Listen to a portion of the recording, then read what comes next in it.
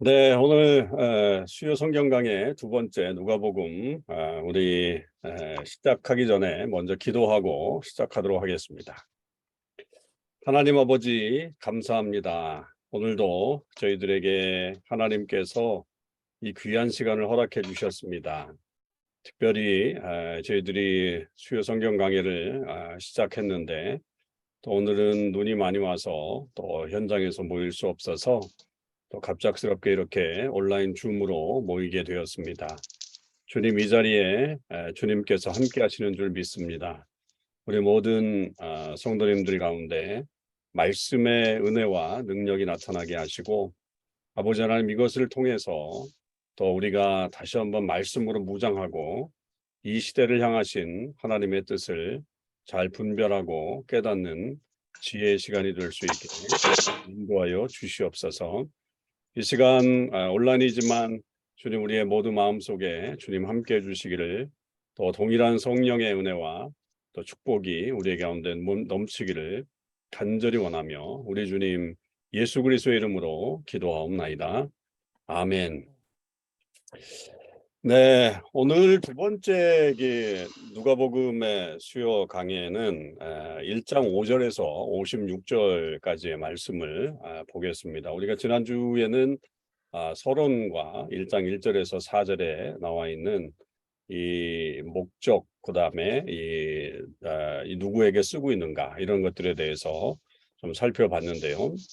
자, 오늘 이제 본격적으로 이제 누가복음의 어떤 본문을 이제 살펴보게 되는데 오늘 1장 5절에서 56절까지의 이 이야기는 세례 요한과 예수님의 탄생에 대한 어떤 예고 이렇게 되어 있습니다.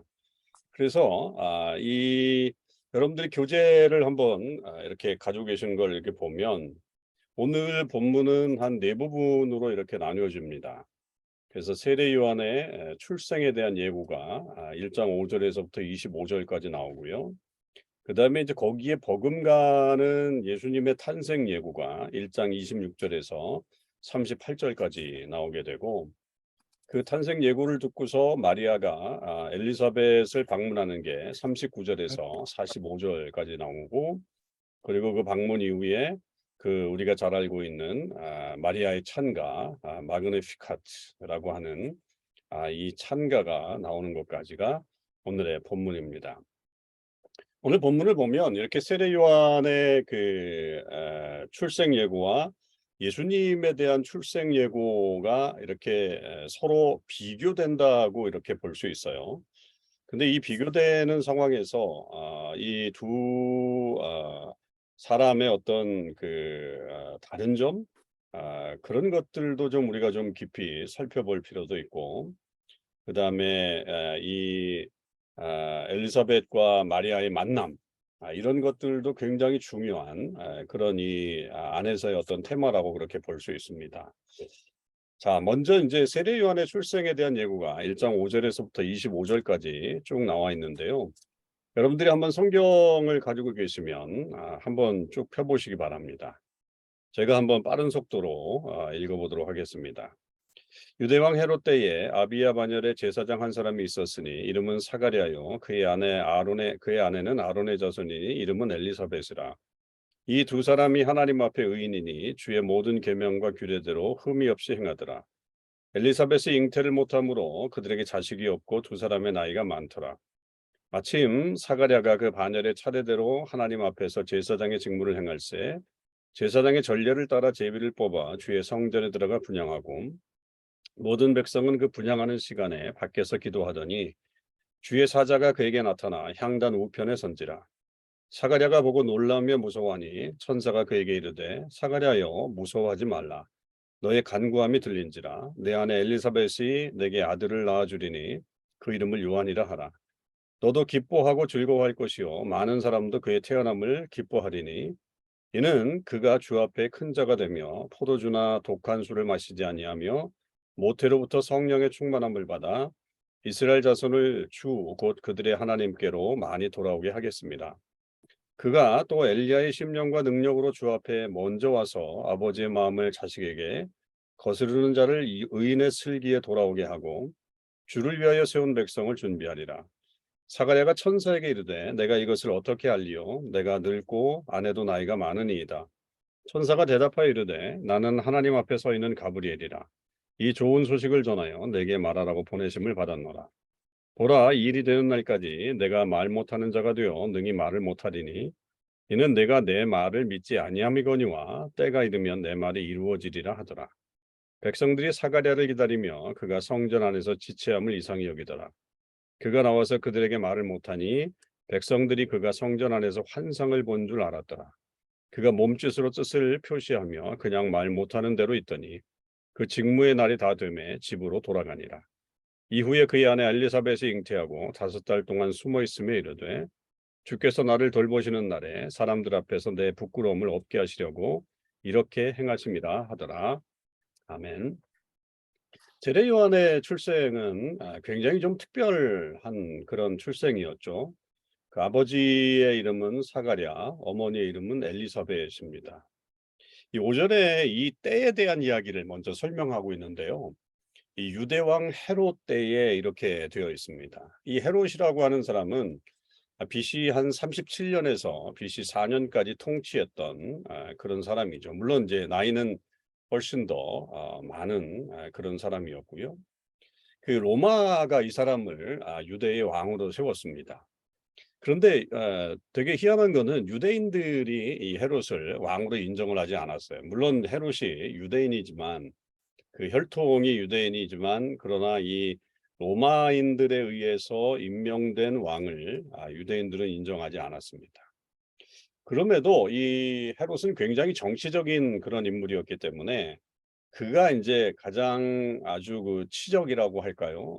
가장 관심 있게 했던 그런 사역이 예루살렘 성전을 더 확장하고 그다음에 그것을 굉장히 아름답게 꾸미는 그런 일들을 하게 됐습니다. 그런 것들은 굉장히 이제 그 유대인들에게 호응을 받을 수 있는 그런 내용이었는데 문제는 이게 이제 로마의 어떤 그 로마에 의해서 임명된 왕이다 보니까 성전 입구에다가 로마의 상징인 이 독수리상을 세워서 그렇게 성전을 그 확장하고 그렇게 아름답게 꾸몄다 이렇게 이야기를 합니다. 그러니까 이 사람의 어떤 그 성전에 대한 열정은 종교심에서 나온 것이 아니라 정치적인 어떤 자기의 입지를 세우기 위한 하나의 도구가 되었다라고 하는 것입니다. 그래서 이 유대의 헤롯 대왕 때에 이제 사가랴라고 하는 인물이 등장하는데 그 인물은 아비야 반열의 제사장 한 사람이다라고 하는 거죠. 뭐 제사장은 우리가 잘 알듯이 그 성전에서 그 성전을 지키고 또 하나님의 말씀을 가르치고 또 예배를 관장하고 그렇게 하는 일들을 제사장들이 했죠. 이때 당시에 제사장이 한 2만여 명 된다고 해요. 그 조사에 의하면 한 2만여 명 되는데 그 2만여 명이 한꺼번에 다 봉사를 할 수 없으니까 그게 이제 다윗이 그것을 이제 명령을 내렸죠. 구약에 보면. 그래서 약 한 1,000명씩 그룹을 24개의 그룹으로 나누게 됐습니다. 이제 그중에 하나가 아비야 반열이 된 거죠. 그래서 그 반열이 되면 그러니까 그 사람들의 어떤 차례가 되면 1년에 한 2번 정도 성전에 들어가서 봉사를 할 수 있는 기회가 주어집니다. 그 2번 정도 할 때 일주일씩 이렇게 봉사를 하게 되는데 거기도 이제 제사장이 많잖아요. 그러니까 그때는 어떻게 하느냐면 제비를 뽑아 가지고 오늘은 누가 할 건다. 내일은 누가 할 거다. 이렇게 제비를 뽑아서 봉사하게 되는 그런 일들이 이 제사장들이 하고 있었던 그런 일입니다. 그 아내가 이제 엘리사벳이라고 오전에 나오잖아요. 이 엘리사벳은 특별히 아론의 자손이다 이렇게 표현하고 있죠. 레위인이죠. 그런데 이제 제사장들이 레위인이잖아요. 그런데 주로 이제 고대의 그 이스라엘의 결혼은 같은 지파 안에서 많이 이루어지게 되는데 이 레위인들이 제사장들이 그렇다고 해서 모든 여성을 선택할 때 레위인을 선택하느냐 그렇지는 않습니다. 그러나 이제 이 레위인을 아내로 맞을 수 있는 것은 하나의 뭐 또 다른 뭐라 선택 혹은 또 축복 뭐 이 정도로 볼 수 있을 정도로 꽤 좋은 아내를 얻은 것이다 이렇게 볼 수 있죠. 이 두 사람의 모습이 이제 6 절과 7 절에 나오게 되는데요. 이 사람의 모습들이 하나님 앞에 의인이다. 그리고 주의 모든 계명과 규례대로 흠이 없이 행하고 그러나 그들의 형편은 지금 이 엘리사벳이 임신을 못해서 그런 상태였고 그러나 이제 두 사람의 나이는 꽤 많다. 이렇게 이제 설정을 해놨죠. 그게 물론 뭐 가짜로 다 해놓은 건 아니고 이 사람들의 어떤 형편을 지금 얘기하고 있는 겁니다. 그러니까 하나님 앞에 의인이다라고 하는 이 표현은 죄가 없다 이런 표현은 분명 아닙니다. 구약에도 보면 의인이라고 하는 사람에 대한 표현들이 많이 나오죠. 물론 이제 로마서에 등장하는 의인과는 좀 다른 개념입니다. 여기서는 죄가 없다 그런 뜻이 아니라 하나님을 사랑한다. 또 그분의 뜻에 따라서 순종적으로 그렇게 살아가고 있는 사람들이다라고 하는 것을 말해주고 있는 그런 의미의 의인이고 이 사람들이 그러니까 그 의인의 어떤 형편이 주의 모든 계명과 규례대로 흠이 없이 행하는 사람들이라고 하는 어떤 그다음에 설명이 이 의인에 대한 설명을 해주고 있는 거죠. 그러니까 굉장히 신실하게 살고 있었던 제사장 가정이다라고 하는 거죠. 근데 이제 그 가정이 가지고 있는 가장 아쉬움, 안타까움은 자녀가 없었고 나이가 많다. 이거는 자녀가 없고 나이가 많다라고 하는 이 개념 속에는 이 가정에게는 어떤 이 환경을 변화시킬 수 있는 처지가 되지 못한다. 이 환경이 변하지 않을 거다. 이래도 이제 이 집은 끝나게 될 것이다라고 하는 것을 말해주고 있는 그런 형편입니다. 그런 이제 상황에서 드디어 이제 사가랴의 섬김의 차이 그 날이 돼 가지고 8 절과 9 절에 보면 사가랴가 반열대로 이제 제사장 직무를 행하는데 아까 말씀드린 대로 제비를 뽑아 가지고 성전에 들어가서 분향을 하게 된 겁니다. 자, 이때 이제 되게 희한한 표현 중에 하나가 10 절에 보면 모든 백성은 그 분향하는 시간에 밖에서 기도한다라고 하는 거죠. 그러니까 이 분향은 아침에 한 번, 저녁에 한 번, 이렇게 되어 있습니다.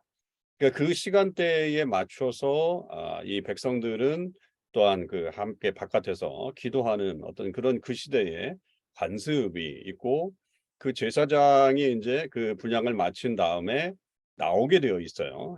밖으로 나왔을 때에 그 밖으로 나온 상태에서 이 백성들에게 어떤 축복의 언어, 이 분향한다라고 하는 말이 결국은 하나님을 접한다. 하나님께 더 가까이 가는 시간이다라고 하는 것에 대한 어떤 그런 기대감이라고 한다면 제사장을 통해서 하나님께서 무언가를 말씀하셨을 거다라고 하는 어떤 그런 확신 속에서 그 제사장이 나와서 그렇게 이야기를 해주기를 바라는 백성들의 모습이 담겨져 있는 거죠. 그래서 이제 그들 가까이 가서 성전 가까이 가서 그렇게 기도하는 그런 시간을 가졌던 겁니다. 자, 그럴 때 이제 그 카메라가 성전 안쪽으로 옮겨가죠. 이 분향하는 이 사가랴의 모습으로 가게 되는데 그때의 11절에 보면 주의 사자가 나타나게 되죠. 이 주의 사자는 나중에 자기 스스로를 설명합니다. 19절에 보면 가브리엘로 그렇게 설명을 하게 되는데 이때의 어떤 사자의 모습은 눈에 보이는 형식으로 나타난 그런 형식이라고 그런 모습이라고 봐야 되죠. 그래서 육신을 가지고 있는 그런 모습으로 나타났고 그래서 이제 하나님의 뜻을 증거하기 위해서 나타나게 된 겁니다. 여러분 이렇게 이게 이제 구약적인 어떤 배경이죠. 아직은 그런 전체적으로 예수님이 나타나기 이전의 어떤 그런 모습이라고 한다면 이 구약적인 배경에서 하나님의 계시가 나타나는 하나님의 어떤 메시지가 드러나는 방법들은 꽤 다양했던 모습을 우리가 볼 수 있습니다. 물론 이런 것들이 오늘날에도 종종 나타날 수 있어요. 그러나 오늘날의 하나님의 계시의 가장 적확하고 가장 아주 일반적인 방법은 하나님의 말씀입니다. 그 말씀을 통해서 하나님께서 메시지를 전달하는 게 가장 일반적인 현 시대의 그런 방법인데 구약에는 그런 방법들이 그렇게 말씀이 없었기 때문에 우리가 지금 보듯이 그렇게 볼 수 없었기 때문에 다양한 어떤 그런 메시지가 전달이 됐죠. 뭐 천사들이 나타나서 천사들을 통해서 말씀하신다거나 아니면 이제 구약의 많은 방법 중에 하나가 꿈을 가지고서 하나님 말씀하시는 거. 또 이제 다니엘서에 보면 벽에 이제 글씨가 막 쓰여지는 정말 환상적인 도저히 상상할 수 없는 그런 일들이 나타나는 경우들도 있고 또 짐승이 말을 하는 경우들도 있었죠. 하나님의 뜻을 나타내기 위해서 나귀가 말을 하는 케이스도 있었고요. 또 우리가 지금 이 광야 생활을 통해서 계속적으로 묵상하고 있는 광야의 어떤 모습에서는 구름 기둥과 불 기둥 같은 것들 또 모세에게는 불타는 어떤 떨기나무를 보면서 이제 그쪽 가까이 가서 하나님의 음성을 듣게 되는 어떤 그런 모습들. 그러니까 이렇게 다양한 방법으로 나타났던 것이 이제 구약의 어떤 메신저의 그런 역할들이고 그것을 통해서 이 사람들이 이제 메시지를 듣게 된 거죠. 지금은 이제 사가랴에게는 이 가브리엘 주의 사자 가브리엘이 나타나서 메시지를 이제 전하는 겁니다. 자, 그때 이제 메시지가 12절에서 13절에 보면 그 메시지가 나타났을 때 사가랴가 놀라며 무서워하는 건 뭐 너무나도 당연한 어떤 반응이라고 보여지는데 13절 천사가 그에게 이르되 사가랴여 무서워하지 말라. 너의 간구함이 들린지라. 이거 굉장히 중요한 말입니다. 너의 간구함이 들린지다. 네 아내 엘리사벳이 내게 아들을 낳아주리니 그 이름을 요한이라 하라 라고 얘기했습니다. 자, 여기서 분명히 너의 간구함이 들린지라 라고 하는 말을 이 주의 천사가 썼단 말입니다. 그러면 이 사가랴가 이 일을 위해서 기도를 했었다라고 하는 것입니다. 지금은 기도를 하고 있는지 안 하는지는 뭐 지금 이 상태에서는 알 수가 없지만 분명하게 지금 천사가 말하고 있는 이 메시지를 통해서 보면 사가랴는 이 자식을 위해서 자기 가정의 자식을 위해서 기도를 했었던 것이 분명하고 그것이 결국은 응답이 되었다라고 하는 사실을 말해주고 이제 엘리사벳이 아들을 낳을 것이고 그 이름을 요한이라고 그렇게 불러라 그렇게 말하고 있는 거죠. 요한이라고 하는 뜻은 하나님이 은혜로우시다라고 하는 그런 뜻을 가지고 있습니다. 그래서 이 가정의 이제 기도의 응답이 특히 이제 사가랴의 기도의 응답이 나타나게 될 것이다라고 하는 것을 천사가 말해줬고 그 아들이 결국은 요한이 될 것이다라고 그렇게 얘기하고 있습니다. 자, 그때에 이제 그 아들을 얻었을 때에 나타날 어떤 결과들이 그 기쁨이라는 거예요. 이 누가복음에서 이 기쁨은 굉장히 중요합니다.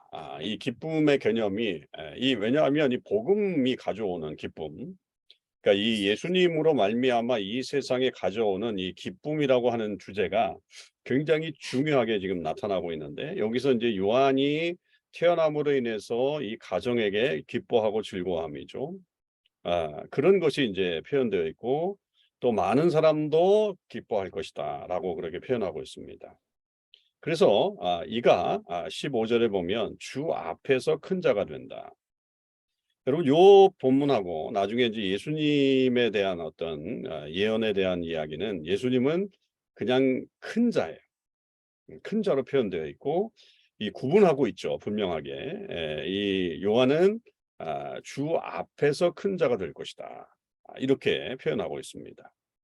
그렇게 되면서 그에게 포도주나 독한 술을 마시지 말라. 그렇게 하지 말라. 왜냐하면 모태로부터 성령의 충만함을 받았다. 그래서 이 요한은 굉장히 구별된 사람이 될 것이다. 이제 구약에서 우리가 잘 아는 이 구별된 사람으로서는 나시린이죠. 나시린. 그 나시린의 가장 대표적인 모습은 삼손. 그 삼손을 통해서 나시린의 어떤 모습을 아주 전형적으로 보여줬던 거고 그 외에도 이제 뭐 우리가 지난번에 민수기에서 통해서 보면 나시린의 소원 그리고 나시린이 하지 말아야 될 것들 그리고 나시린의 어떤 서약이 끝난 다음에 어떻게 해야 되는 것들 그런 것들이 아주 규정이 굉장히 엄격하게 되어 있는데 물론 여기서는 이 요한이 나시린으로 자라는 것은 아니지만 그러나 분명하게 나시린의 어떤 그런 서약과 같은 그 중에 하나인 포도주나 독주를 마시지 말게 해라라고 하는 것을 이야기함으로써 이 아들이 굉장히 구별된 아들이다라고 하는 것에 대한 이야기를 해주죠. 자, 여기에 성령의 충만함이라고 하는 말이 나와요. 성령의 충만함. 자, 이 누가복음 처음 서론에 말씀드렸듯이 누가복음과 사도행전에서 가장 중요한 테마 중에 하나가 성령이라고 말씀드렸잖아요. 1장에서부터 이 성령에 대한 이야기가 나오고 성령의 충만에 대한 이야기가 나와요. 세례 요한도 그 사가랴도 성령 충만을 받았지만 나중에 그 마리아가 엘리사벳을 찾아왔을 때 엘리사벳도 성령의 충만해서 마리아에게 말을 하게 됩니다. 그러니까 이 당시에 성령의 충만함이라고 하는 것이 결국은 자기 스스로가 뭐 막 기도해서 이렇게 나타난 어떤 그런 결과라기보다는 일방적인 하나님의 은혜죠. 그 사도행전에 나와 있는 그 성령의 충만함을 받는 사도행전 2장에 성령의 어떤 강림의 역사들이 나타나는 것과 같은 어떤 그런 모습이 일방적으로 하나님께서 주시죠. 물론 뭐 기도하는 백성들이, 기도하는 제자들이 있었긴 하지만 그것도 역시 하나님께서 주시는 어떤 그런 은혜였는데, 지금 이것도 이 성령의 충만함이라고 하는 것도 결국에는 이게 물론 이제 요한에 대한 그런 이야기입니다만, 하여튼 그런 것들이 다 하나님의 그런 일방적인 은혜로 주어진다. 특히 이제 엘리사벳을 통해서 보면 더욱더 그것을 우리가 조금 있다 보면 알게 됩니다. 자, 그리고 이제 요한은 그럼 무슨 역할을 해야 되느냐? 16절, 이스라엘 자손을 주께로, 주 곧 그들의 하나님께로 많이 돌아오게 하겠습니다. 이게 이제 요한의 어떤 역할이죠. 그들의 하나님께로 돌아오게 하는 것이 요한의 사역이고, 그가 또 엘리야의 심령과 능력으로 주 앞에 먼저 와서 아버지의 마음을 자식에게, 거스르는 자를 의인의 슬기에 돌아오게 하고 주를 위하여 세운 백성을 준비하게 될 것이다. 이렇게 설명하고 있습니다. 그러니까 이 확실하게 요한이 할 일에 대한 그런 메시지가 지금 주어진 거죠. 특별히 엘리야의 심령과 능력으로 주 앞에 먼저 와서, 그러니까 예수님 앞에 먼저 와서 엘리야의 모습으로 그가 그렇게 서게 될 것이다. 그래서 우리가 마태복음을 통해서도 묵상했지만 이 엘리야의 심령 속에는 특별히 이제 엘리야의 어떤 외적인 모습도 닮아가고 있었죠. 그가 메뚜기와 역청으로 그의 생활을 했고 그렇게 그런 어떤 외적인 모습에서도 엘리야 선지자와 같은 그런 모습이지만 더 중요한 것은 결국 엘리야의 심령과 능력입니다. 그러니까 엘리야가 이스라엘 백성들에게 회개를 외치고 또 하나님께로 돌아오라고 그렇게 이야기했던 것과 같은 그런 모습으로 이 세례 요한도 역시 주님 앞에 백성들을 세우게 될 것이다라고 하는 거죠. 자, 그렇게 이제 메시지가 주어지니까 18절에 사가랴의 반응을 한번 보세요. 사가랴가 천사에게 이르되 내가 이것을 어떻게 알리요? 내가 늙고 아내도 나이가 많으니이다. 거절이죠. 거절 혹은 또 의심 뭐 이렇게 볼 수 있습니다. 그러니까 이런 것들이 지금 자기의 상황을 돌아볼 때 이게 가능하지 않다라고 하는 겁니다. 내가 늙었다, 아내도 나이가 많다, 이런 것들이 이건 불가능하다라고 하는 사실이죠. 이런 의심, 이런 것과 나중에 이제 마리아의 반응을 한번 보시면 마리아도 사실은 지금 불가능한 상태에서 임신이 되는 어떤 예언들이 주어졌을 때 마리아는 다른 반응으로 나타나는 것을 볼 수 있어요. 그런데 사가랴는 제사장임에도 불구하고 지금 이것이 이루어지지 않을 것이다라고 하는 자기 어떤 한계점들을 지금 얘기하고 있죠. 자, 그렇게 됐을 때 19절에 보면 천사가 나는 하나님 앞에 서 있는 가브리엘이라 아까 말씀드린 대로 자기를 설명했고요. 여러분이 가브리엘은 뭐 우리가 알듯이 하나님의 메시지를 잘 전하는 그런 사람으로 되어 있고, 그러니까 자기가 특별히 여기서 가브리엘이라고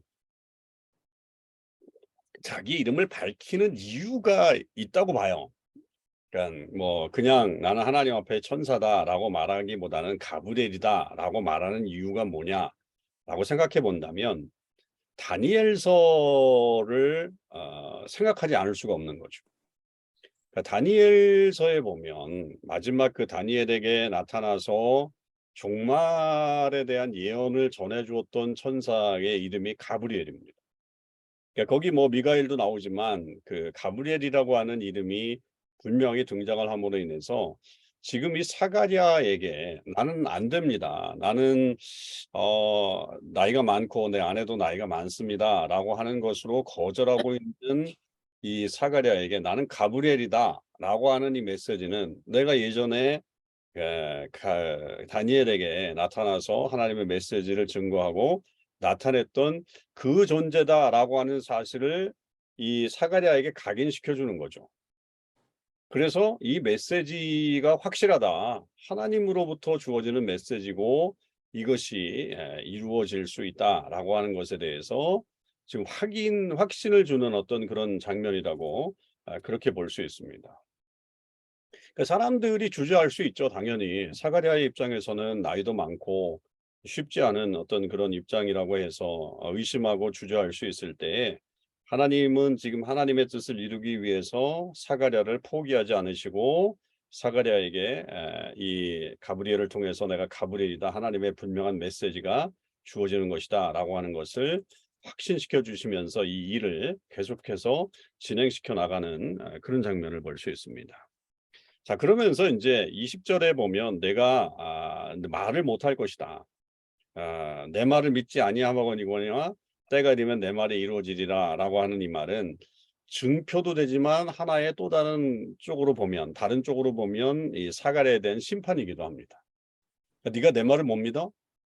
그럼 너 이제 앞으로 말을 못하게 될 거야. 물론 이제 때가 되면 네가 말을 하긴 하겠지만 그러나 내 말이 믿지 못하기 때문에 네가 이렇게 된다."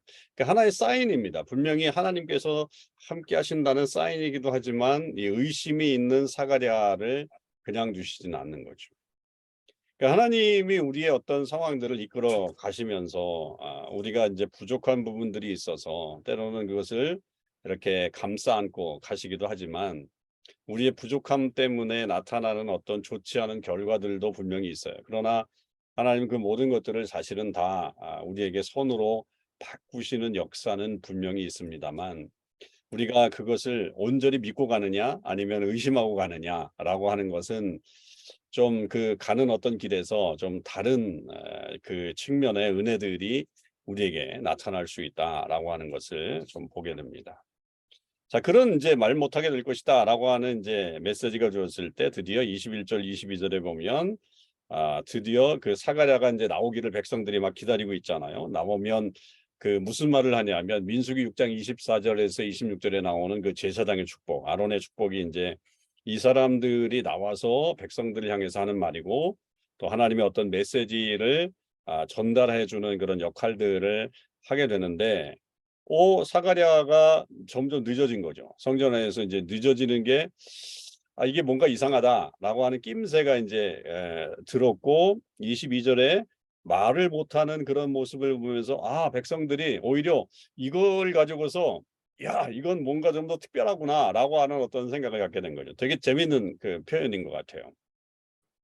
그러니까 좀 지체되고 나와서 말을 못했을 때 사람들은 '저게 좀 좋지 않은 사인일까?' 생각을 했지만 오히려 '이 사람이 그 성전 안에서 환상을 보고 난 다음에 그렇게 된 것이다.'라고 하는 것으로 좋은 뜻으로 오히려 해석하는 그렇게 일이 이제 벌어지게 됐죠. 왜냐하면 뭐 아무래도 백성들은 뭐 이렇게 나타나는 그 영적인 현상들 혹은 특별한 현상들에 대해서 관심을 갖게 되니까 이제 그렇게 모습을 낳게 네 보여주게 됐습니다. 그래서 인제 말을 못하니까 몸짓으로 표현 이때 이제 '말 못하는 것을 학자들은 듣지도 못했을 것이다.' 이렇게 인제 추정을 해요. '말도 못하는 것과 함께 듣지도 못했을 것이다.' 이렇게 인제 생각을 하고 있고요.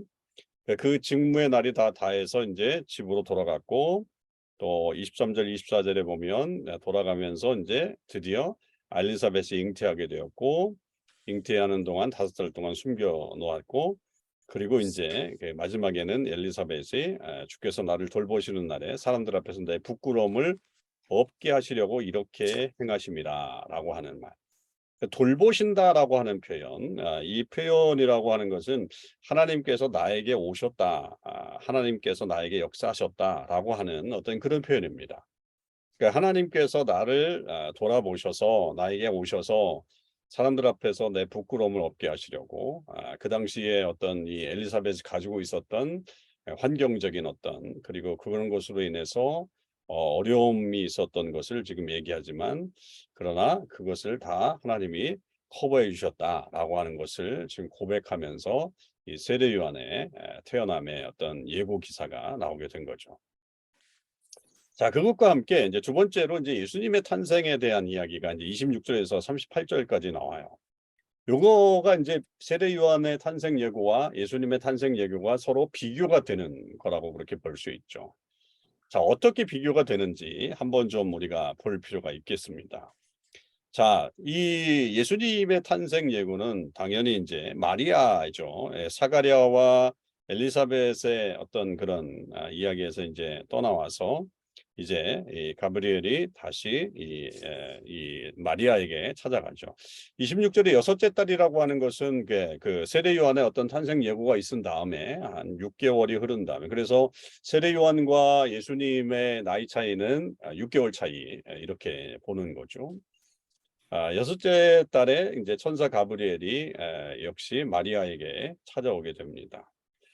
자, 그때 이제 이 나사렛이라는 동네로 가게 된 거고요. 나사렛은 이제 예수님 마리아가 살던 그런 지역이라고 보고, 우리가 이제 마태복음에서도 이방의 갈릴리 또 나사렛이라고 하는 어떤 지역을 통해서 보면 이 지역은 변방에 해당하는, 그래서 이제 로마의 간섭이 굉장히 심했고요. 또 이방인과의 어떤 그 교통이 굉장히 저기 돼서 오늘날로 얘기하면 오히려 폐쇄적인 나라, 폐쇄적인 어떤 지역이라기보다는 오히려 더 굉장히 개방적인, 그 물류가 훨씬 더 잘 통하는 어떤 그런 도시, 그런 그 동네라고 그렇게 보면 될 것 같습니다. 자, 그때 이제 요셉이라고 하는 사람과 약혼한 처녀, 정혼한 처녀, 뭐 이렇게 표현할 수 있죠. 그렇게 돼 있는데 마리아의 이름이 이제 드디어 등장하게 됩니다. 이 약혼이라고 하는 것은 말씀드렸듯이 이건 뭐 마태복음 묵상할 때도 잠깐 말씀드렸지만 굉장히 이 시대에는 구속력이 있어요. 구속력. 그러니까 단순히 약혼이 그냥 뭐 결혼을 약속한 상태로 있는 그런 모습이 아니라 이 구속력이 얼마나 강하냐면 이 약혼을 쉽게 깰 수가 없는데 어떻게 깰 수밖에 없느냐면 죽음이나 이혼. 그 죽음이나 이혼을 통해서만 관계가 이게 깨져요. 그러니까 그리고 파혼이 되는 경우는 상대방의 어떤 성적인 부정, 이런 것들이 있을 때는 파혼이 이제 가능하게 되는 그런 일들이 일어나게 되죠. 그런데 그 말씀드렸듯이 그 약혼을 이제 하고 1년 동안은 이제 지켜봅니다. 1년 동안에 이제 그 모습을 지켜본 다음에 1년 후에 그렇게 이제 결혼을 하게 되는데 그 1년 동안에 이 성적인 관계가 허용되지 않는 거죠. 이제 그런 시간 안에 지금 이 마리아에게 나타난 이 일이에요. 그게 그런 상황인 거예요. 그러니까 굉장히 엄격하게 지금 생활하고 있는 그 마리아의 지금 모습인 거죠. 이때의 마리아의 나이를 뭐 어떤 학자들은 12세, 13세라고 그렇게 보기도 하고 뭐 좀 더 크면 16세 뭐 이렇게까지인데 그러니까 10대 초반 그렇죠. 초등학생, 중학생 뭐 요 어간 혹은 또 뭐 그 어간에 있는 이 어린 어떻게 보면 오늘날에는 어린이잖아요. 그러니까 이 아이에게 나타났다라고 하는 것은 굉장히 놀라운 일이라고 하는 거죠. 자, 그렇게 해서 이제 그 마리아의 이름이 나오게 되는데 그때 이제 천사가 나타나서 28절, 29절에 보면 인사를 하게 되죠. 그에게 들어가 이르되 은혜를 받은 자여 평안할지어다. 주께서 너와 함께 하시도다. 그랬더니 이 마리아가 그 말을 듣고 놀라서 이런 인사가 어찌함인가 그렇게 생각을 하게 되죠. 그러니까 뭐 당연히 놀랄 수밖에 없죠. 이런 뭐 경험들이 있을 수 있는 것도 아니고. 근데 이제 28절에 특별히 이 은혜를 받은 자여 평안할지어다라고 그렇게 표현하고 있는 어떤 모습은 그냥 일반적인 어떤 그런 인사말일 수도 있고요. 그러니까 우리가 뭐 굿모닝, 뭐 그래프터는 혹은 또 뭐 안녕하십니까 뭐 이렇게 표현하는 어떤 그런 표현일 수도 있지만 특별히 은혜를 강조하고 있는 것으로 이렇게 보면 지금 이 마리아에게 특별하게 지금 이 어떤 일들이 일어나게 될 것이다라고 하는 사실을 우리가 좀 짐작하게 되는 이건 굉장히 좋은 메시지. 그러니까 굉장히 선한 메시지가 주어질 것이다라고 하는 어떤 기대감을 높여주고 있는 그런 내용이라고 볼 수 있겠습니다. 자, 그리고 인제 그 마리아에게 나타나서 무슨 일 때문에 이렇게 된 건가 고민하고 있을 때 인제 천사가 30절 이하에 "무서워하지 말라. 내가 하나님께 은혜를 입었느니라." 다시 한번 은혜에 대한 이야기를 하죠.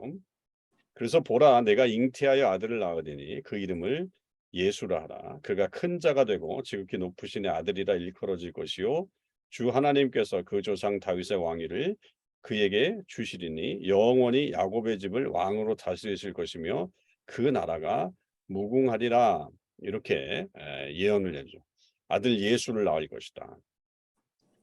그래서 이 예수라고 하는 이름은 여러분 물론 우리가 뭐 잘 알지만 구약에는 여호수아 그다음에 그게 인제 예수님 신약으로 오면 예수로 되죠. 그러니까 똑같은 말이에요. 여호와께서 구원하신다라고 하는 어떤 그런 표현이죠.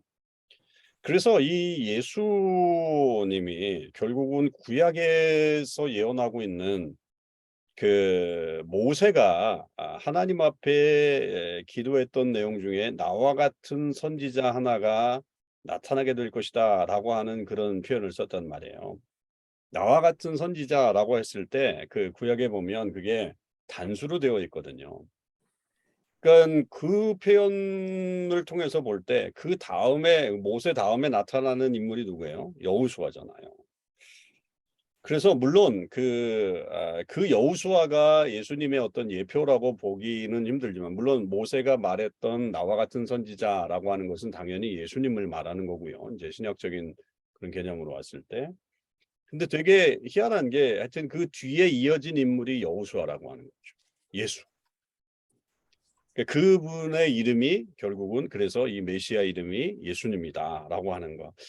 굉장히 이 구약적인 것과 아주 밀접한 연관이 있는 그런 이름이라고 그렇게 봐야 되고 결국은 예수님의 이 메시지가 예수님의 어떤 그런 그 모습이 이스라엘을 구원할 자로 오시는 그런 모습이라고 하는 거죠. 그리고 더군다나 이 "다윗의 왕위를 그에게 주신다."라고 하는 이 표현. 지금 이 다윗의 왕위라고 하는 것은 지금 왕은 지금 따로 있잖아요 벌써. 지금 헤롯이라고 하는 왕이 있지만 이 예수라고 하는 아이를 통해서 다윗의 왕위가 이어지게 될 것이다라고 하는 이 말은 사무엘하 7장 16절에 나타나고 있는 그 말씀에서 하나님께서 그 다윗에게 축복할 때 이런 얘기를 했죠. "내 집과 내 나라가 내 앞에서 영원히 보존되고 내 위가 영원히 견고하리라." 내 자리가 내 위치가 내 그 왕위가 영원히 견고하리라라고 했을 때 결국 그것이 예수님을 통해서 이루어진다라고 하는 것을 말하죠. 그러니까 이것은 마태복음에 기본적으로 나와 있는 예수님의 족보에서도 우리가 인제 마태복음 묵상할 때 처음 묵상할 때 얘기했지만 그 아브라함과 다윗의 자손 예수 그리스도의 계보가 그렇게 이어지게 되는 것을 볼 수 있죠. 네. 그래서 그러니까 이 분명한 것은 이 마리아에게 나타났을 때 이름을 예수라 하라. 여호수아의 어떤 그 모세의 뒤를 잇는 어떤 모습과 그다음에 그 다윗의 왕위를 영원히 잇는 아이가 될 것이다라고 하는 그런 예언이 주어진 게 된 거죠. 34절에 그러니까 당연히 인제 이 마리아가 묻죠. "나는 남자를 알지 못합니다." 저는 1년 동안 이렇게 약혼한 관계이기 때문에 성관계를 안 합니다. 그렇게 안 했다는 얘기잖아요. 그런데 어떻게 이런 일이 일어날 수 있겠습니까? 이해가 되지 않는 그런 이야기죠. 이건 뭐 나중에 그러면 내가 결혼한 다음에 낳을 건가? 뭐 이런 생각도 할 수도 있었겠죠. 그러나 당장 지금 이 마리아가 그렇게 질문을 하게 된 거죠. 그때 이제 천사가 35절에 이렇게 이해합니다. 성령이 내게 임하시고 지극히 높으신 이의 능력이 너를 덮으시리니 이러므로 나실 바 거룩한 이는 하나님의 아들이라 일컬어지리라. 자, 이것입니다. 그러니까 성령이 내게 임하시고 지극히 높으신 이의 능력이 너를 덮으시리니 그렇게 되면 결국은 네가 아이를 낳게 될 것이다라고 하는 거죠. 이 아이는 남녀 간의 관계를 통해서 낳는 아이가 아니라 결국은 성령에 의해서 잉태된 그런 아이가 될 것이다. 그리고 지극히 높으신 이 하나님이죠. 하나님의 능력이 너를 덮게 되면 결국 그렇게 아이를 낳는다라고 하는 거죠. 그러니까 결국 이 모든 것들이 동정녀 탄생이라고 하는 거잖아요. 동정녀 탄생. 그러니까 남녀 간의 어떤 관계를 통해서 이루어진 그런 예수님의 그 태어남이 아니라 성령으로 태어난 그러면 이제 이 동정녀 탄생에 대해서 사람들이 이제 이걸 굉장히 부인하려고 애를 쓰는 뭐 예수 세미나 이런 학자들은 이것은 뭐 신화다. 다른 뭐 저쪽에 있었던 이야기들을 가져온 거다. 이건 그냥 꾸며낸 이야기다. 이렇게 뭐 이야기하는 사람들도 꽤 있죠. 그런데 사실은 이제 그 가장 우리가 이 동정녀 탄생만을 가지고서 계속 본다면 우리도 좀 회의감이 들 수가 있는데 뭐 옛날에 뭐 우리 박혁거세가 뭐 아래에서 태어났다 뭐 이런 그런 우리 전설 같은 것도 있잖아요. 그러니까 뭐 그런 동화 같은 이야기들은 뭐 세계 곳곳에 많이 있기 때문에 굉장히 이제 어떤 이해가 되지 않는 측면으로 넘어갈 수도 있어요. 이 이야기만 단독적으로 있다 그러면. 근데 여러분 우리가 예수님의 이 놀라운 우리가 믿을 수 없는 이야기들의 가장 핵심적인 요소는 어디로 가야 돼서 믿어야 되냐면 예수님의 죽음과 부활이에요. 그러니까 그 시각을 가지고서 결국은 우리가 이 모든 것들을 다시 되돌아봐야 된다라고 하는 거죠. 자, 예수님의 죽음과 부활하심은 우리 기독교의 가장 최고의 진리이죠. 그리고 그것이 우리 구원의 가장 핵심적인 그런 요소가 되는데요. 그 핵심적인 어떤 요소 속에서 가장 핵심적인 게 뭐냐면 예수님의 구원, 예수님이 십자가에서 달리신 그 죽음이 과연 우리에게 의미가 있느냐, 그게 과연 효력이 있느냐라고 하는 사실을 우리가 보게 되는 거잖아요. 그 효력을 찾아보게 되었을 때에, 효력을 보게 되었을 때에 생각해 볼 때, 그건 우리가 효력이 있다. 우리 당연히 그걸 우리가 믿고 있어라고 그렇게 말을 하지 않습니까? 그렇게 하는 이유 중에 하나가 뭡니까? 예수님의 죽음이 나와 무슨 관련이 있고 그게 무슨 어떤 효과를 가져와요? 예수님의 죽음은 죄가 없는 분의 죽음이기 때문에 그런 거예요. 죄가 없는 분의 죽음이기 때문에 죄에 있는 우리를 구원할 수 있는 거죠. 그분이 우리 대신 피를 흘려 돌아가심으로 인해서 그 구원이 우리에게 실제적으로 이루어지게 되는 겁니다. 자, 그러면 죄가 없는 분으로 오신다 그랬을 때에 인간으로 태어났을 때는 그 모두가 다 이런 어떤 죄악 가운데 우리가 원죄라고 말하는 아담으로부터 흘러내려오는 그 죄성을 가지고 태어나게 되어 있습니다. 그러나 분명한 것은 이 예수님은 죄가 없으신 하나님의 아들이라고 하는 존재라고 한다면 결국은 그가 아담의 어떤 후손으로 오시는 것이 아니라 육신적으로 성령으로 태어나서 죄가 없으심을 나타내는 것이죠. 그리고 이제 여인의 몸으로 태어났다라고 하는 것은 그것은 결국 인간의 몸을 입고 이 땅에 오셔서 우리를 위해서 죽으시는 어떤 그런 존재. 그러니까 결국 이 동정녀 탄생이라고 하는 것은 십자가와 부활의 어떤 개념으로 통해서 보면 완벽한 하나님과 완벽한 인간의 그런 그 조화를 나타내는 그런 기적이라고 볼 수 있는 거죠. 그러니까 이것만 가지고서는 마치 신화처럼 느껴지지만 그러나 십자가에 달려 돌아가신 예수님의 구원과 부활 그런 것들을 통해서 다시 역추적해서 이 동정녀 탄생을 바라보면 이것이 우리가 믿을 수 있는 근거가 되는구나라고 하는 것까지 이어진다라고 하는 거죠. 그러니까 이것이 그냥 버려야 되는 이야기가 아니라 이것은 굉장히 중요한 우리 구원에 굉장히 중요한 이야기라고 하는 사실을 말하는 겁니다. 이것을 넘어서서 이 캐톨릭에서는 동정녀라고 하는 이 인물에 대해서 굉장히 강조를 하잖아요. 마리아, 마리아. 물론 이제 이때 이제 엘리사벳이 마리아에게 여자들 중에 내가 복이 있다, 내 체중의 아이도 복이 있다라고 하는 이 말 속에서 마치 더군다나 43절에 보면 내 주의 어머니 이런 표현을 쓰면서 이 마리아에 대해서 이렇게 표현을 하니까 이 캐톨릭에서는 굉장히 이 부분을 강조하고 있죠. 그러나 그 부분을 강조할 게 아니라 성령으로 이 여인에게 임재하셔서 결국 이 아이가 태어났다라고 하는 게 하나님의 능력이 강조돼야지 그 사람에 대한 강조점이 돼서는 안 된다고 해요. 그런 면에서 이 캐톨릭의 이 마리아 숭배에 대한 이 교리가 상당히 문제가 있다 이렇게 보는 거죠. 그건 잘못된 교리라고 그렇게 볼 수 있습니다. 자, 그렇게 이제 아들을 태어나게 될 것이다. 그렇게 될 때에 이 천사가 그냥 그것을 말로만 선포하지 않고 하나의 표적을 던져준 거죠. 36절, 37절. 보라, 내 친족 엘리사벳도 늙어서 아들을 배웠느니라. 본래 임신하지 못한다고 알려진 이미 6달이 되었다니. 원래 임신하지 못한다고 했는데 벌써 6달이 되었다. 그래서 대저 하나님의 모든 말씀은 능하지 못하심이 없다. 야, 이게 네가 불가능한 것 같은 이야기를 하는 것처럼 들려질 수 있지만 네 엘리사벳을 보면 그렇다. 하나님은 불가능이 없으시다.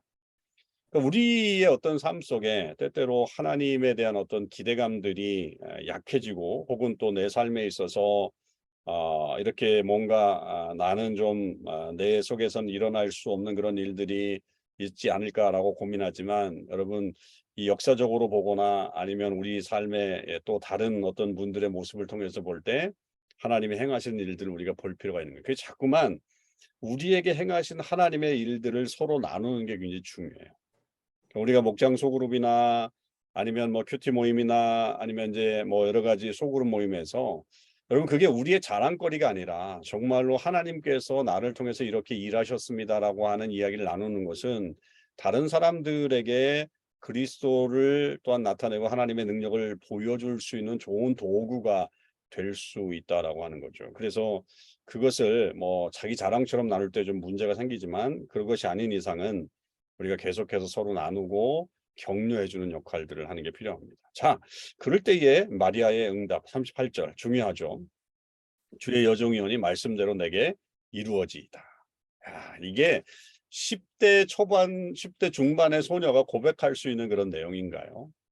사가랴는 제사장임에도 불구하고 그런 예언의 메시지가 나왔을 때 의심을 하고 그렇게 하죠. 물론 이 마리아 입장에서는 지금 자기의 임신 자체의 어떤 그런 것이 지금 진행되지 않고 있기 때문에 어떤 그런 것에서 오는 것이지만 그러나 하나님의 메시지가 정확하게 전달되니까 주의 여종이오니 말씀대로 내게 이루어지이다. 이렇게 고백하는 믿음이 마리아가 가지고 있었던 이 정말 대단한 믿음이었다.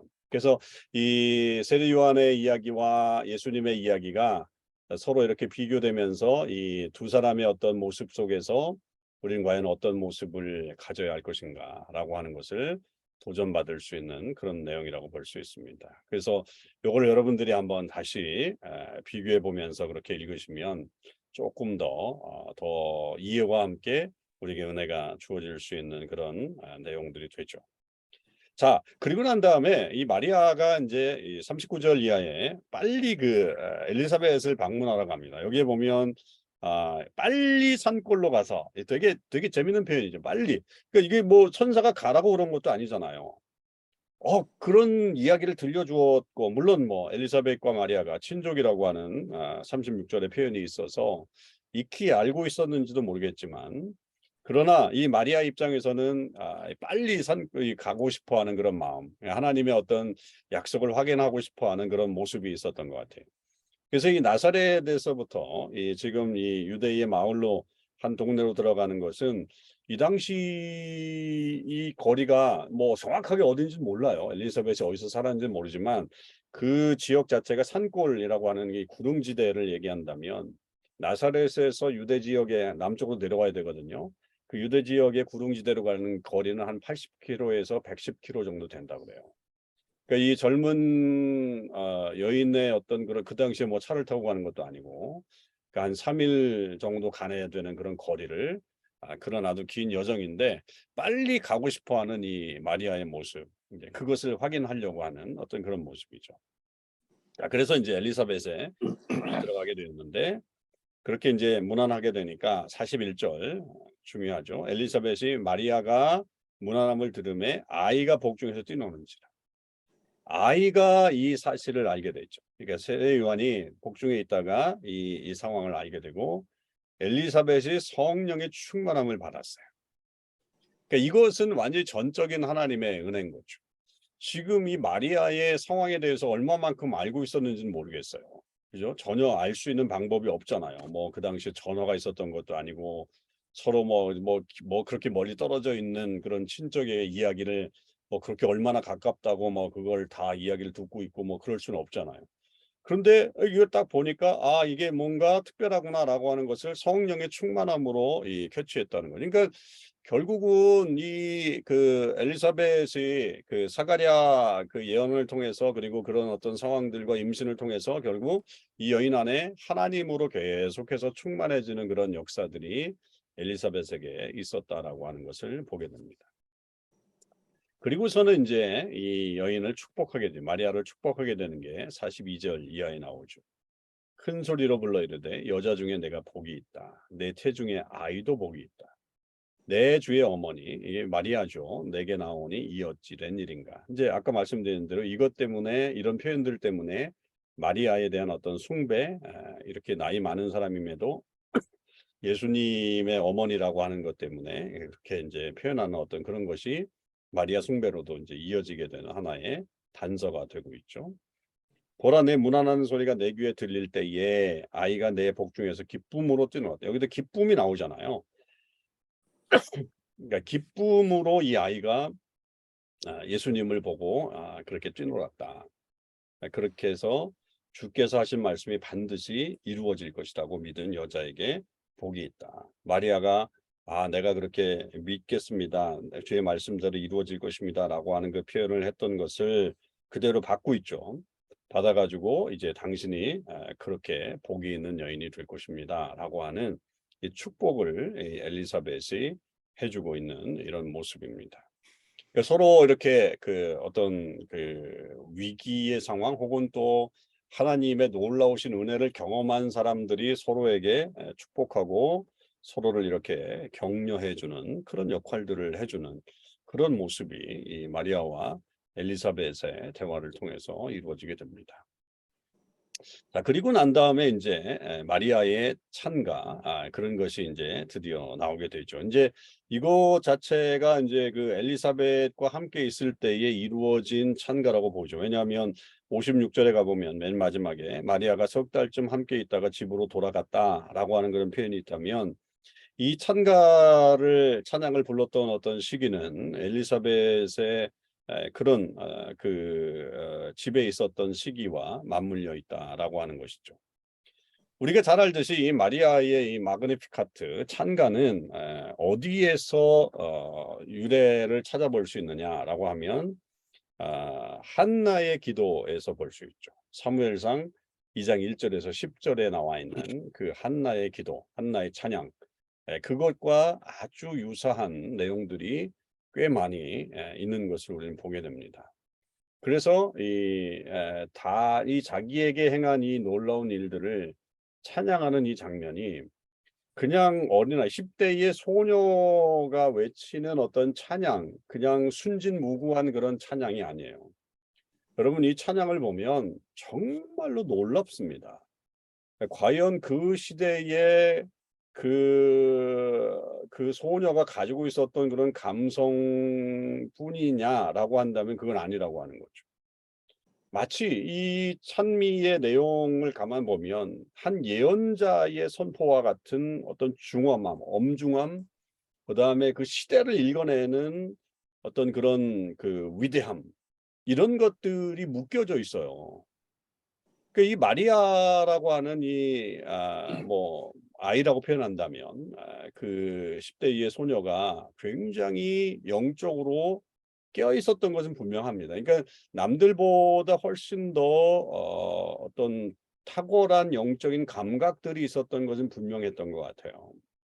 그냥 이렇게 삶을 돌아가는 거 보면서 그냥 웃고 즐기는 그런 10대는 분명 아니었다라고 하는 것을 보게 되죠. 자, 이 시를 한번, 이 찬양을 한번 다시 생각해 보면, 먼저 이제 46절에서 50절까지는 능하신 이가 큰 일을 행하셨다라고 하는 그 표현들을 이제 보여줍니다. 내 영혼이 주를 찬양하며 내 마음이 하나님 내 구주를 기뻐하였음은 그의 여종의 비천함을 돌보셨습니다. 자기 자신에 대한 어떤 고백이죠. 자전적인 고백. 보라 이제후로는 만세의 날을 복이 있다 일컬으려다 능하신 이가 큰 일을 내가 행하셨으니 그 이름이 거룩하시며 공률하심이 두려워하는 자에게 대대로 이르는도다. 그래서 물론 이제 그 이제후로는 만세 나를 복이 있다 일컬으려다라고 하는 말이 약간 뭐 자기가 우쭐대면서 하는 그런 표현인 것처럼 느껴질 수 있지만 뭐 그런 표현이기보다는 결국은 이런 모든 일들이 하나님께서 행하셨다라고 하는 표현들을 함께 어우러져요. 여기의 핵심은 자기가 아니라 하나님이라고 하는 사실을 여기서 이제 봐야 합니다. 왜냐하면 이 하나님의 여기서 마리아는 계속적으로 하나님의 능력, 하나님의 거룩하심, 또 하나님의 그 자비하심 이런 것들에 초점을 맞추고 지금 노래를 부르고 있는 거죠. 능하시다, 거룩하신 하나님, 큰 일을 행하시는 하나님, 그다음에 공율하신 하나님. 근데 이런 하나님에 대한 고백을 전반적으로 지금 마리아가 하고 있는 그런 모습이죠. 그러니까 이 하나님에 대한 이 모든 개념들, 이런 개념들이 그냥 단순히 자기가 경험한 것뿐만 아니라 이미 구약에서부터 계속적으로 역사적으로 임하셨던 그 하나님의 역사들, 그런 것들을 이 마리아가 다 어떤 그 이해하고 있었고 그 하나님에 대한 개념을 올바로 가지고 있었기 때문에 지금 이런 일들을 지금 감당하고 있는 것이라고 볼 수 있습니다. 그렇게 찬양하고 있는 거죠. 그러니까 대단한 어떤 찬양이죠. 그리고서 이제 51절에서 53절까지의 내용은 하나님께서 어떻게 역사하시는지 그 능력을 어떻게 보여주시는지에 대한 고백인데요. 이게 대단한 고백입니다. 여러분 보세요. 51절에서 53절. 그의 팔로 힘을 보이사 마음의 생각이 교만한 자들을 흩으셨고 권세 있는 자를 그 위에서 내리치셨으며 비천한 자를 높이셨고 줄이는 자를 좋은 곳으로 배불리셨으며 부자는 빈손으로 보내셨도다.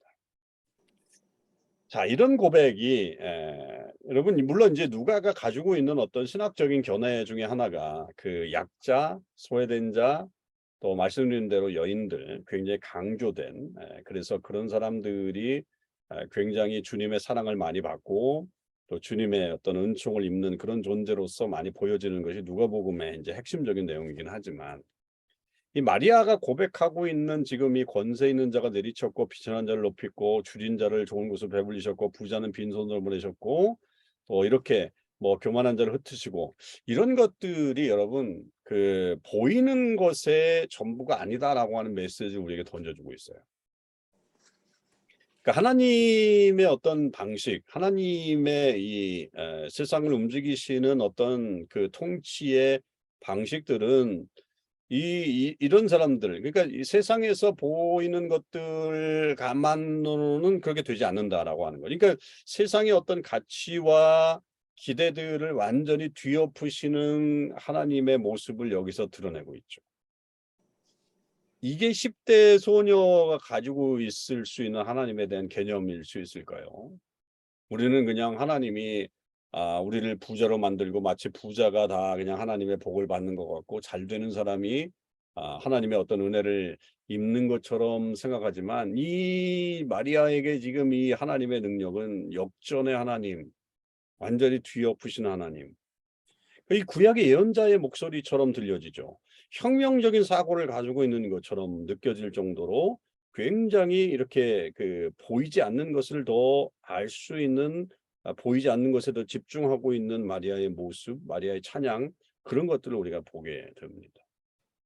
물론 자기의 형편이 그렇게 좋은 형편은 아니겠죠. 마리아가 뭐 부자는 아니었기 때문에 뭐 이렇게 자기의 어떤 가난함이나 아니면 부족함을 생각하면서 그렇게 하나님을 찬양할 수도 있었겠지만 그러나 근본적으로 이 하나님의 능력을 찬양하면서 이 고백하고 있는 내용이 하나님은 정말 위대하신 하나님이신데 세상의 어떤 가치, 세상에 보이는 것으로 그렇게 판단되시고 그렇게 일하시는 분은 아니시다라고 하는 것을 고백하고 있는 내용이 마리아가 가지고 있는 이 신앙의 이 10대의 이 소녀의 그냥 단순한 감성적인 찬양이 아니라 하나님에 대한 온전한 이해를 가지고서 그렇게 하나님을 찬양하고 있는 내용이라고 하는 것은 굉장한 신앙인의 모습, 또 굉장히 영적으로 많이 성숙한 어떤 그런 모습이라고 그렇게 볼 수 있죠.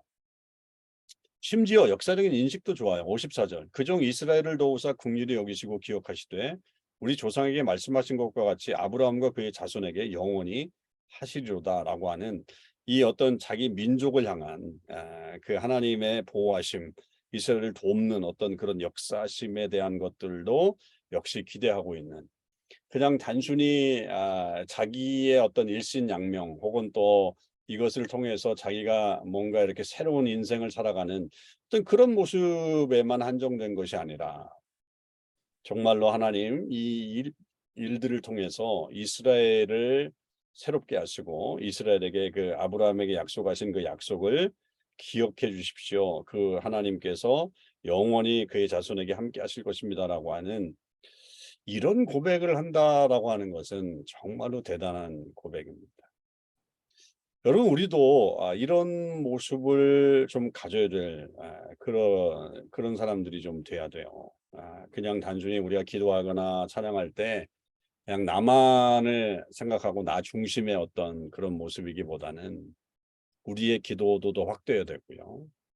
그다음에 이 땅에 힘들고 어려운 사람들에 대한 어떤 그런 기도와 함께 또 그런 기대감, 하나님께서 이루실 것이라고 하는 그런 소망을 우리가 담아서 찬양하고 기도하는 모습을 가져야 되지 않느냐. 그래서 이 마리아의 찬가, 이 마그니피카트는 굉장히 유명하고 유명할 뿐만 아니라 우리에게 의미 있는 그런 내용들을 던져주고 있는 그런 모습입니다. 그렇게 이제 찬양하고 석 달쯤 있다가 집으로 돌아오게 되는 그런 장면까지 우리에게 보여주고 있습니다. 여러분, 오늘 5절에서 56절까지 쭉 살펴봤는데요.